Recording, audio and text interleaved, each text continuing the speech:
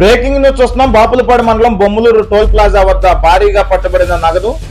Check post వద్ద Hanuman junction CI Narasimhamurthy ఆధ్వర్యంలో వాహనాల తనిఖీలు. ఆధారాలు లేకుండా కారులో తరలిస్తున్న 52,50,000 రూపాయల నగదు పట్టుకున్న పోలీసులు. నగదును సీజ్ చేసి కేసు నమోదు చేసిన హనుమాన్ జంక్షన్ పోలీసులు.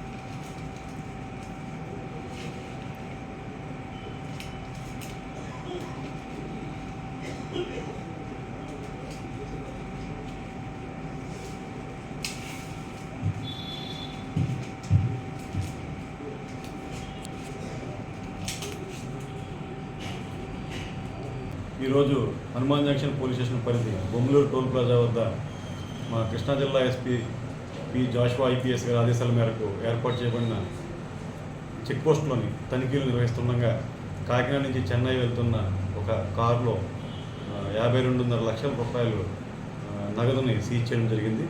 ఆ సీజ్ చేసిన నగదుపై 102 CRPS కేసు నమోదు చేయడం జరిగింది.